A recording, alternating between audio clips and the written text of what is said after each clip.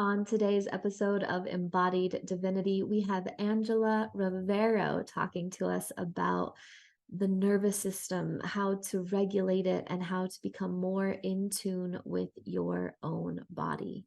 I'm so excited about this interview with Angela because she gives us the opportunity to get more in tune with our bodies as a whole and find safety here and now.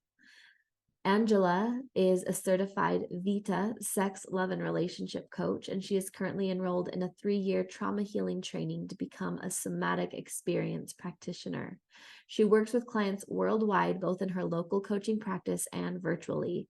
As a somatic practitioner, she has witnessed embodiment's empowering and healing effects. Simply put, Angela is in awe of our bodies, wisdom, and healing power. It is her passion to explore conscious and loving ways of integrating mind, body, and spirit. Through one-on-one coaching, people can heal and regain their sense of power, agency, and erotic aliveness so they can thrive in all areas of their lives. You can find all of Angela's links below this episode. As always, breathe deep and plan on miracles. Enjoy today's episode.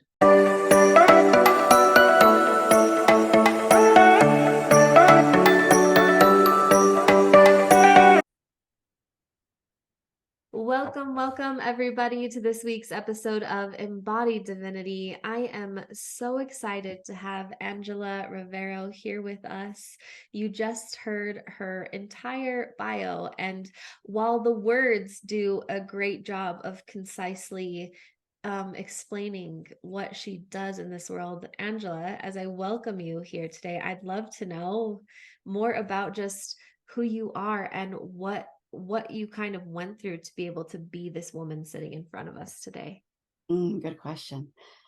Yeah, so my name is Angela again, and I am a somatic practitioner. I help people come back to their bodies, and I'm also a mother, and I'm married, and I came on this journey because I was struggling myself with anxiety, and mostly due to having physical issues. Like I have autoimmune problems, and the thing is, I've tried a lot of different things throughout my life as far as like diets and things to help myself become more stable physically, because it was just a lot of pain and chronic pain and inflammation and things like that.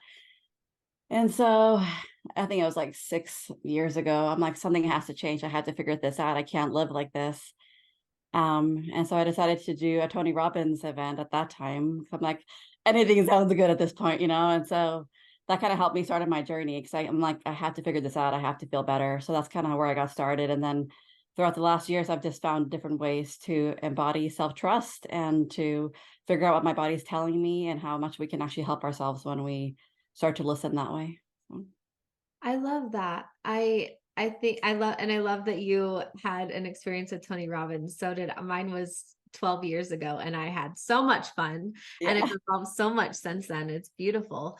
But I think the cool thing, the reason I'm so excited to have you here with my audience today is because this episode is, or this podcast is called Embodied Divinity. It's about being in our bodies and knowing we're these spiritual beings, but still being here in our bodies. And so much of your work is the somatic work, the nervous system regulation, the really being able to feel safe. And a lot of my listeners, while they're deeper in their spiritual journey now, they've gone through a lot of trauma and hard, as have we all, right? But I think the hardest part is when you've had that trauma, you've had those experiences, you've created those patterns and ways of being, and here you are trying to get healthier. You have these really deep knowings and feelings, but then your body feels like it's working against you. You feel really inspired, and then anxiety hits, or you feel really excited and then you feel fatigued. And I love that your work helps to heal some of those things. Can you tell us a little bit more about how you use somatic healing and nervous system regulation in your work? Yeah, I mean, part of my background is being a certified sex, love, and relationship coach. So that's part of like the way of connecting to our bodies. But I've also been doing training in somatic experiencing, which is a body-oriented therapy. And so it just helps us reconnect with that, because all of us have, like I said, trauma, and also there's a lot of stressors that kind of get trapped in our bodies. And if we don't know that, we start having symptoms. A lot of times we feel sick and we have anxiety and all these different things. And so for me, every session is just about really starting to slowly reconnect and understand what your nervous system is doing so that you can slowly finish those patterns that are stuck in your nervous system. And so they're not the ones that are constantly making that noise that we're kind of unconscious of hearing, right? This is just things going on all the time. And so it's just really making space in the nervous system. And um, it's not always just about, working on the actual trauma. It's like knowing how to create that safety and settlement within the body, right? Because once we start to work with the nervous system, it will actually help do things on its own once it knows what to do, once we kind of basically teach it how to actually operate. And there's so lack of knowledge what the nervous system does. And so I just like working with people, like I said, listening to what their bodies are telling them.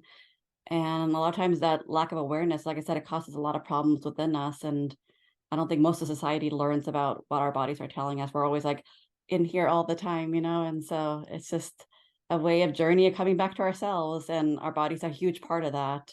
And so that just is a big passion of mine, is this reconnection for that.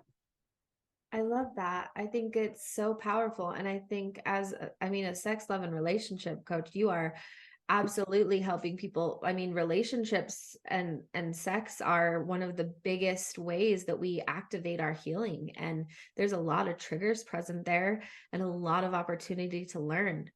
I noticed as I was reading through your information, you have something called the Safe and Sound protocol. Is that something that you use with these clients? Yeah, I mean, I'm a big lover of learning and tools. And that's what I also teach my clients is tools, because a lot of times we don't have the access to understanding how to navigate everyday life. And at first, it becomes kind of foreign to have these tools, but then I'm hoping is that they'll become part of your everyday experience where you just like know how to like engage in stressful situations, for example. And so the SSP is called the Safe and Sound Protocol, and it's a listening therapy, and it's designed to really help regulate the nervous system. And so it actually helps you reconnect with yourself better and the world around you, because our nervous system's primary job is to keep us safe. And so it's always scanning for survival and making sure that we're safe. But a lot of times we get stuck in that pattern. And so that we're just always scanning for like, threat essentially. And so with the SSP, it actually helps really come back into regulating your nervous system. So you build emotional resilience and you have that sense of calm and actually feel like regulated and safe and all that stuff, because we all have a different meaning what safety is, right? And so when we can actually go into our actual nervous systems and help our bodies know that, it's such a valuable tool, right? And so it helps stimulate the vagus nerve, which is like this huge nerve in your body. And so when that thing is out of balance, we tend to have more stomach issues and overall body issues, and we have a hard time connecting with other people, because I guess again we're always scanning for threat. And so it's just supposed to help us become more resilient, more regulated, and more calm, and actually release some of that anxiety that has really a grip over us a lot of times. So it's a really cool tool that I always like to add into my sessions, because it helps us dive deeper into healing also faster as well. So what would that look like if a client were, feeling all of that hypervigilance and lack of trust in their environment and they came to see you? What would that look and feel like to go through that with you? Yeah, so one of their big things for the person who created this is that like safety before sound. And so we always want to make sure that we build a connection together. But so you actually listen to actually filtered music.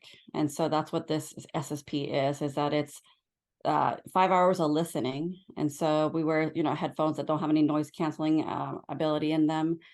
And then between listening sessions, we also do somatic practices. So things like breath work and even like self-touch, just little small things to help connect with our bodies again.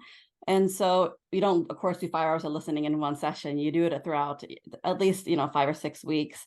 And typically I work with people where they do 2 sessions a week. And so they listen to this special music, and then that helps start to shift things. And then even as you continue and you're done with the SSP, things start to continue to shift, because you're really, like I said, helping your actual nervous system. And so it's such a beautiful tool, like I said. And so that's what I do, as I kind of combine the things I've done with my sex, love, and relationship coaching, somatic experiencing, and then also this, safe and sound protocol. So it's all about coming back to feeling settled and safe within your own body. And to be able to feel safe and settled in your own body is huge. I think that a lot of times, and for me on my own journey, because of my trauma and abuse, I had this, like I was saying earlier, this super hyper vigilance. And I was so great at reading people, but I didn't realize until I started to feel safe that I had never felt safe. But what ended up happening for me is the more I started to feel safe, because that story was still living in my body, I didn't know if I should trust my new knowing or if I should trust what my body was saying, because my body was saying, you're not safe. But my mind was like, yes, you are. You have money in the bank. You're not in this unhealthy relationship. Your kids are fine. And then my body was still freaking out. And so it was so hard to really embody that trust for myself. And for a long Mhm. time, I was paralyzed and not able to make decisions. And I know this is a huge part of trauma healing. What would you like speak to that kind of situation? Yeah, I mean, I feel like the biggest thing is like slow is fast because um we're so bombarded with like go big or go home as far as like how we engage with everything in our lives. And so um again, slow is fast, meaning like the more we can like slow down and take little steps at a time and make that space with our nervous systems, we start to feel different. And so it's not going to happen instantly, but this program particularly helps it. But I know that for me, I also had a lot of that kind of stress energy in my nervous system. And I had it from childhood as well. And so it was really hard to feel like calm and regulated. And of course, I didn't have that kind of verbiage when I was younger. I just like, I'm feeling like hell and I feel bad all the time. Um, and so a lot of times when we do these kind of sessions, um, it's not just we go dive right into the trauma. We also teach our bodies a lot about like what feels good. And maybe it's not even what feels good yet because it's so much stress right now, but it's like what feels less bad. And so when we can start to like be in those moments, then we can start like actually feeling, oh, I know what that feels a little bit. And then we can dive into a little bit of the trauma. And so it's like a pendulation, right? Where you go back and forth. And so a lot of sessions begin with just learning like where those little moments of like safeties in your body that are cues of safety. And that's different for every single person. But the more we can do that and find that also the things that feel less bad, then our bodies can start to learn what that means. And that's how you build trust. It's not like an instant thing, right? It takes choice and devotion, in my opinion, right? It's like, I know I need to do something. I'm not exactly sure what, but I don't have to have the journey mapped out. But I know that I love myself, even if it's parts of me that I also hate myself, right? Because a lot of us have a lot of negativity for ourselves, but I can make that choice and then I can find those little moments and trust that if I go slow at it, it will actually be faster than I think because since we're so used to pushing through everything and like bulldozing ourselves and criticizing ourselves, when we start connecting to our bodies in those little moments and actually like embodying like what feels like I said less bad eventually becomes feeling better. And then that's how I feel like you've been embody self-trust. So it's not like a quick process, but if you start doing it, it starts to shift your life a lot. So Mm. It feels so compassionate to say what feels less bad, mm, because I know, like, especially with toxic positivity so prevalent in a lot of the spiritual teachings, mm, it's like sometimes when you're in that shit, you can't reach for a better feeling thought, but you can reach for something that feels less bad, right? mm. And I think sometimes when people are so overwhelmed with their darkness and those lower vibrational feelings, they're like, I don't even know what a positive feeling looks like, but I know what feels less bad than this. That's so powerful. It's huge because like it's can just mean like if you have a lot of tension in one area that you notice in your body, but like maybe one area feels a little bit less tense, you know what I mean? So like if we approach it that way, then we give ourselves so much space and like compassion, like you said, to uncover things. And we got to work with the things that feel really hard as well. But like if we only work on the things that feel hard, I feel like we get stuck in crap then, you know, and like we need to have these like compassionate moments of exploring things that also feel less stressful. And it's like these little beautiful moments that happen and things start to unravel as we do that. So it's not about perfectionism at all. You know, I feel like self-trust is about knowing I've chosen something and that I'm learning. And then because I'm learning, if I have a trigger or make a mistake, I'm like, oh well, what was that? What was that telling? What does that mean?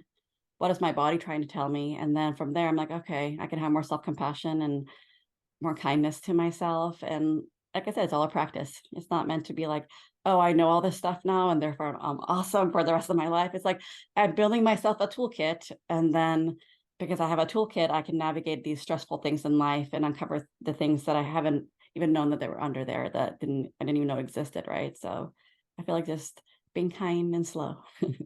Yes. I always say big, deep breaths and baby steps. Mhm. I like it. I like it. So, what for people who are listening who maybe don't even know what nervous system dysregulation looks like, how does it show up in the physical body? Well, it can be, like I said, it can be physical symptoms. Women tend to have more autoimmune things than men do. I think it's just because of a lot of years and decades of us not speaking up for ourselves and, dedicating our lives to also our own devotion of love. And, but it can be, like I said, anxiety, which, it can be depression, can be having more prone to have more addiction, things like that, feeling a lot of shame in ourselves. And so it could be a lot of different messages that we have within our bodies and also on our thoughts. And we have an autonomic nervous system. And so the sympathetic nervous system, it's our fight and flight. So of course, we're all meant to have that. It's part of our survival. And we needed that, especially back in the day when we actually had actual predators coming after us. But as you know, we've had a shift in that. So we don't have like as regular predators, like a big saber tooth or something. And so the thing is we kind of get stuck in that like sympathetic energy. And then we also have the parasympathetic part of our digestive, or actually it's our rest and digest part of our nervous system. And so we want to come back to that, right? So we can actually rest and digest. But a lot of times we're so stuck in that top part. But then, so you can almost like imagine like a little boat riding down the river. And so we all go up and down this part, right? So we go up to sympathetic. We have to, we deal with the moment of stress, but then we're supposed to come back down, right? And that's part of the normal part. But then sometimes we, like I said, we get really stuck up there, or it's too much, and then we get stuck at the really down low, so we're really depressed and like everything feels really heavy. Um, and so if you start to understand like kind of what that's doing, that it's normal, but also if we're really stuck in these cycles, we're in like basically a trauma vortex. We just can't get out of it. We had the same patterns over and over, and a lot of people tend to have digestive issues, right? It's one of the big ones. And so if you think about it, if you're always stuck in that parasympathetic, you're not going to rest and digest. And so that vagus nerve plays a big role because it's like your automatic pilot in your body.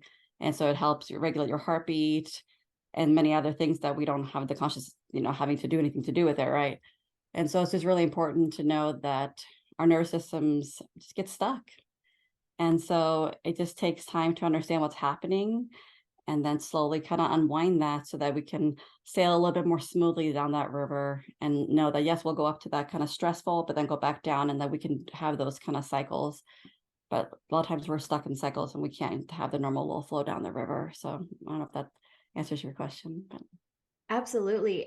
Because it gives language to what people might be experiencing, and then they can come back to that awareness and take some of those steps you talked about earlier, like the the breathing, the sensate touch, the regulation aspects of it. But you have to first be aware that these symptoms I'm experiencing are a dysregulated nervous system.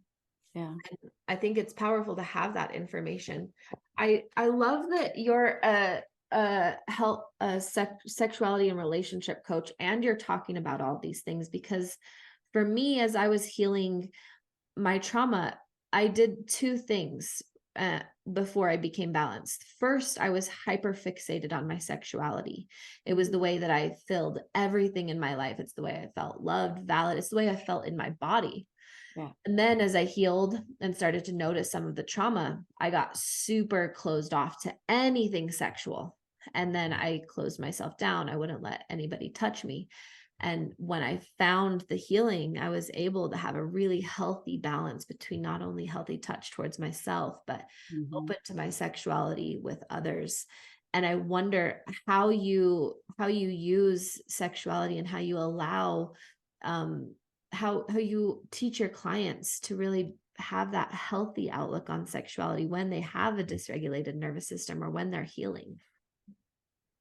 Yeah. I mean, obviously, like you said, sexuality can be a big taboo and like a hush hush in our culture, even though most of us have sex and all that kind of stuff. So it's like something that we have to address. So I always feel like that's part of the reason I chose it, is because we can't keep bypassing a huge part of who we are. And so that's part of that. But again, it comes to slow is fast. And so when we've been overriding our bodies for a long time, especially when it comes to our sexuality, we don't ask for what we need. We don't necessarily even know what feels good in our own bodies, right? Because either we're like numb to it, or we just kind of push past it, right? And so it's about, again, starting to listen to what our bodies are saying and finding what feels pleasure within our own bodies. And that takes a little bit of time, but I know that once we start to create that kind of relationship, it's really life-changing, right? Because it can have so much shame for us to have anything to do with our sexualities. And I'm more like the tantra part of sexuality coaching, and so there's a lot of spirituality,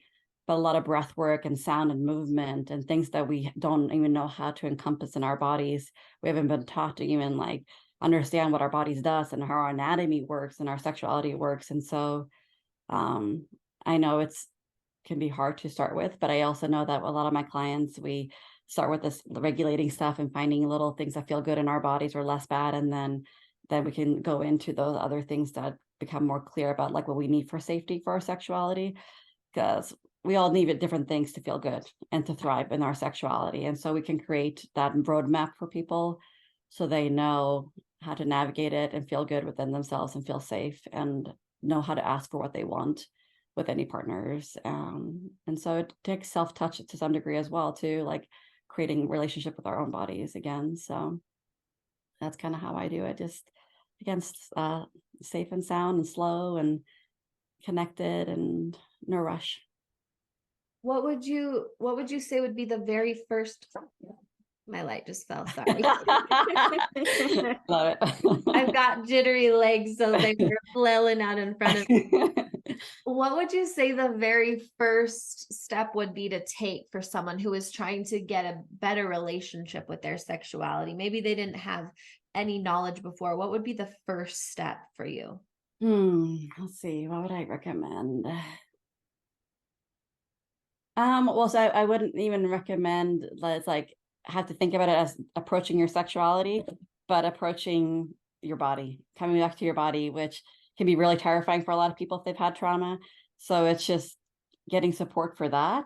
And once you start building relationships and learning what cues of safety are within your own body, then you can go into that particular part of your relationship with yourself. But there's a ton of people who talk about tantra and sexuality and anatomy. So as you do this navigation of this body work, go and follow people that you get inspired with who actually talked about how your body works and all these beautiful parts of yourself. And so I love knowledge and learning. And so slowing yourself down and just be, knowing that it's going to be a journey that you're going to have to take, and that there's no perfectionism in it. Just be kind to yourself and start to learn things and access things that maybe you haven't learned before. And that will start helping be like, oh, so like you have some fun with it, be curious, and be playful. It doesn't have to be like sexuality or like deep trauma work, like there has to be some lightness and playfulness and curiosity in our work and how we approach life, because nobody wants to do things if it's like it's so hard and heavy. Like there has to be play and has to be fun. And so approach things with curiosity. That's my suggestion. Mm, I think it's so important for us, especially as women, to know how our bodies work and to enjoy them. There's I don't know if you've ever seen Goop Lab, but there's the third episode where it talks about women's sexuality and the orgasm. I actually watched that with my daughter when it first came out a couple of years ago, and it was so powerful to see the paradigm shift in me going from I never had one conversation to this day with my parents about sex, about orgasms, about how my body works, good or bad. And so to sit there with her and literally watch this and see into the human anatomy and witness a woman having an orgasm on TV and being so open with it and understanding all of the anatomy in it, it was such a paradigm shift for us, for our relationship, for her relationship with ourselves. And I love that you speak on getting to know how the body works, what you enjoy, and feeling inspiration by it. Why do you think it's such a weird thing for us to talk about? because we don't talk about it. I don't know, like, I don't know where it started from, maybe more religious backgrounds. I don't even know, but like, we just don't talk about how our bodies work. We don't even really hardly talk about how our periods work. And so a lot of people are like, oh crap, I'm bleeding. What's happening to me? You know, there's just so many things that are just so unexplained. And so I don't think our parents know. They didn't get taught, and so they don't tell us. And then we have all these weird names for our body parts, and we don't actually know our anatomy. And like a lot of women hate, you know, their vulvas and their pussies and all that stuff. And so it's like the more we can even get curious about that, of like, okay, am I actually dirty and gross? Is it this a bad part of me? Or I'm like, who told me that? Like, so I guess I get curious and be like, that doesn't add up. Why would our beautiful bodies have some part of it that's not okay? Like, it doesn't make sense to us, you know? So like, even like there's, I can't remember what it is now, but there's a woman who does like these special art drawings of vulvas to help people reclaim how their bodies look, because our bodies don't all look one way, but we're told that by pornography in different ways. And so the more we can get curious again about like, how does our body look, and like what, like, oh, other bodies look like this too. Oh, this is fun. This is cool. So just start the conversation. And so sometimes we can't start those conversations with family and friends, but sometimes we can if we bring it up, especially with friends. And so talking about it squashes shame, and learning about it from other people who are maybe more professionals who actually teach this stuff, who have passion.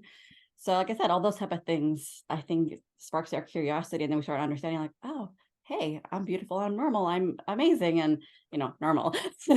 So it's just, I love learning, and I think that helps us navigate the things that are so unknown in our society, and making that choice of like, this is what I've been told, but is that really what it is? Is that my truth? Yeah, and it goes hand in hand with feeling safe in your body when you understand that you don't have to look the same or even operate the same. You're not going to have the same kind of orgasm. You're not going to have the same kind of smell as any other human, Mhm. right? And it's still okay. It helps us to really come back and own our own bodies, our own sexuality, sensuality, and even allowing ourselves to find that safety so we can regulate our nervous system in those Mhm. kind of taboo moments, right? Yeah, I mean, nobody who's like has to go and do these deep dives into like nervous system, how it all works. But if you at least start to know like the basics of what's happening, that's usually good enough, you know. And then if you get curious, go to always add more to your information. Same thing with sexuality. You don't have to deep dive necessarily instantly into it. Could be like, whoa, that's too much. But like I said, slow is fast. Add these little moments of curiosity about how your body works and how your nervous system works, all those different things. It will start to feel actually really good in your body too, because you're like, oh, I finally start to kind of get it. And then once you start getting it here, then you can start to kind of feel like those sensations in your body too, like, oh, so it becomes, you know, of course we need to use our minds to some degree, right? I'm not saying that mindset isn't important and knowledge, but I feel like we also must start to feel it in our bodies. And that happens when sometimes we start to get that education and that knowledge. And so those kind of start to go together, and you're like, oh, I feel so much calmer and better because I'm like, I understand now. Or I feel like self-compassion because I didn't understand that's part of what I was experiencing or what I thought about those things. And so it's a lot of reclamation on that aspect, I think. Ugh, that's so beautiful. I'm so glad that everybody had the opportunity to hear your words today, and everybody heard in the intro all the you have all of the links and all of the ways to contact Angela, but I would love for you to explain how you work with people and anything else you want them to know as we wrap up today. Sure. Yeah, so if you're local, I do women's circles, and also I do one-on-one with the somatic work, with sexuality work, and even the sound safe and sound protocol. But I also offering a group SSP because it's more affordable to everybody. And it's a way to like start accessing your nervous system without having to do a lot of deep processing, which is really fun. And so people can find that stuff on the website, but I usually do small groups of safe and sound listening, and also little practices of somatic work to give you the tools to navigate your life. And so that's how I work with people. So group and individual.